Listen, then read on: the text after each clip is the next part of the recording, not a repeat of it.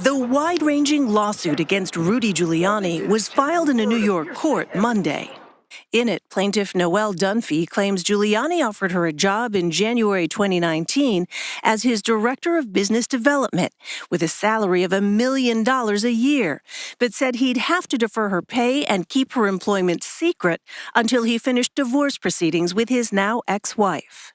Over the nearly 2 years that followed, Dunphy claims Giuliani paid her almost exclusively in cash, made clear that satisfying his sexual demands was an absolute requirement of her employment, forced her to perform a variety of sexual acts, and breached their alleged business agreement. Oh, there's lots of accusations here in this lawsuit coming from apparently a former employee of one Rudy Giuliani. There's a bunch of sexual assault and harassment claims within it, as you heard a little bit of there. Again, her name is Noelle Dunphy, and she was apparently promised $1 million a year to work with one Rudy Giuliani. Of course, his folks have denied this to him directly, but also there's another aspect of this. This was the sexual assault part about it that we first heard, but there's also apparently he's telling us some secrets that he and Trump liked to pull off. Watch more. The lawsuit also alleges Giuliani, a personal attorney to then-President Trump, told Dunphy Trump's team would claim there was voter fraud if he lost the 2020 election. In another instance, Giuliani allegedly said he was selling pardons for $2 million, which he and President Trump would split. Selling pardons for $2 million. Now, if you think about that accusation, we've heard from the end of Trump's administration, there was tons of people that were trying to put their cases together and present to him for this opportunity to potentially be pardoned. I guess letting them know how much loyalty they felt from, or maybe even how much money they've got to pay him, because we do know how Donald Trump thinks. Throughout this lawsuit, though, also Dunphy claims that Giuliani never even paid her that $1 million. It's even worse. In that 70-page suit that was filed in Manhattan, Dunphy claims that he didn't pay her the $1 million salary plus expenses that he promised her for the business development director role, and that the offer was, quote, a sham motivated by his secret desire to pursue a sexual relationship with her, which will probably get a bunch of Trump-like conservatives thinking, oh, well, maybe she's not his type. There's no way he would go through all that trouble. Would he or would he not? There's more, because his lawyers are talking about how this is just extortion, of course, that's what they're supposed to say. A representative for Giuliani told news outlets that he had vehemently and completely denies the allegations in that complaint and plans to thoroughly defend against those allegations. And they also added, this is pure harassment and an attempt at extortion. He went on his podcast today and talked normally as if nothing was going on. I guess he doesn't have much to say about it yet. Maybe he's gonna let his lawyers do the talking for him. But one quick thing before you jump in here, Trey. Yashir Ali, in watching his podcast this morning, he caught this unfortunate screenshot, which has been times I've stopped in the middle of something and I'm editing or watching. And he said, folks, Rudy Giuliani is live now. It's pretty disgusting.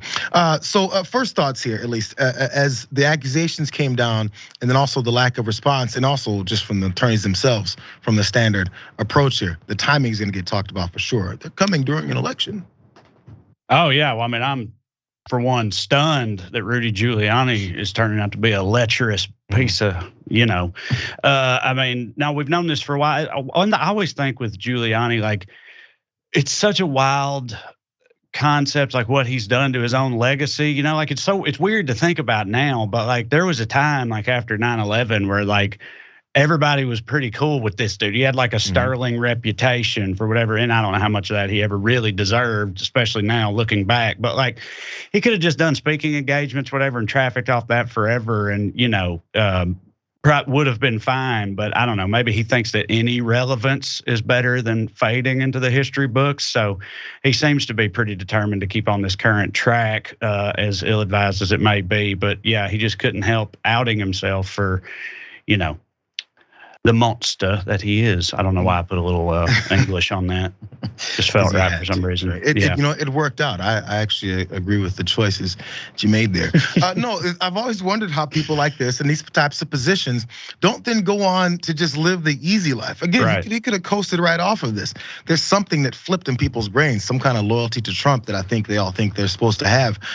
But this has gone on to ruin his life. By the way, don't forget, he was working for Trump as one of these shady attorneys that was trying to push the election lies and then wasn't getting paid either. Maybe that's why he wasn't paying Dunphy for her work there that he then masked allegedly with these type of accusations. Now let's jump down to where Lawrence O'Donnell was talking about some of those things in the lawsuit, because it's something pinged in my head when I heard about these accusations and things that, which by the way are much more graphic and disgusting if you read more of the details of, things that he asked and forced allegedly for her to do. Let's watch this clip from Lawrence O'Donnell and what was included in this lawsuit from one particular movie that Giuliani appeared in. Say in his guest room in his apartment. Page 15. Ms. Dunphy was frightened. She said she wanted to get dressed, unpack, and settle in. She asked for privacy. She said she would meet him in the living room when she was ready, but Giuliani would not leave. He sat on the bed and pulled down his pants. The following screenshot from the film Borat, subsequent movie film, depicts Giuliani acting in a similar manner to how he acted with Ms. Dunphy. And a screenshot from Borat actually appears in this lawsuit right in the middle of the page, this lawsuit against Rudolph Giuliani. Did you ever see that movie, Trey? Oh yeah, saw them both. Big fan. Sacha Baron Cohen, man, he's one of the wildest dudes doing it, in my opinion. He comes in the end of this scene, he runs in there and ends it by saying, "Stop! She's 15. She's too old for you." You know, it's like he never misses, especially when it comes to when his targets are these people. But yeah, love those movies. Saw this, and anyway, go ahead. No, these folks seem to find themselves easily. He finds politicians able, talking to Sacha Baron Cohen, finds politicians in these weird positions, and they keep trusting him. Whatever odd character he throws their way, they're lying on the bed waiting for whatever's supposed to be coming next. By the way, there was other interviews that this is more a side note on the movie because this fascinated me. He went undercover with all these different back and forths. At one point, he was in this house with these couple of Southern guys, and they were kind of suspicious of him, and he wasn't sure if he'd get out, quote unquote, alive. And also in this particular case, he was in the closet in the room waiting for the Giuliani and intern, a reporter, I think, or his, I think it was supposed to be his daughter in the film, to interact. And his phone, he said, was at 1% about to die, which was his communication device to get out there in time. And he said he wasn't expecting Giuliani to come into the room, wasn't expecting to be on the bed, fiddling with his zipper or whatever he was doing. So the number of things that he had to jump into and try and it's crazy. If you hear him talk about like the behind the scenes of making the first Borat, especially like that thing where he went to that rodeo and all that stuff, like, I mean, he makes it sound like he incited a riot basically and barely escaped with his life and stuff. I mean, no, dude, I'll stick to just standing on stage, saying big words in a funny sounding accent. That's more I was just gonna ask you if he reaches out for a guest starring role to go undercover. Well, yeah, I mean, of course, I couldn't say no, but I don't know how it would go. I feel like I'd get found out immediately. I'm not a good liar. You know what I mean? So.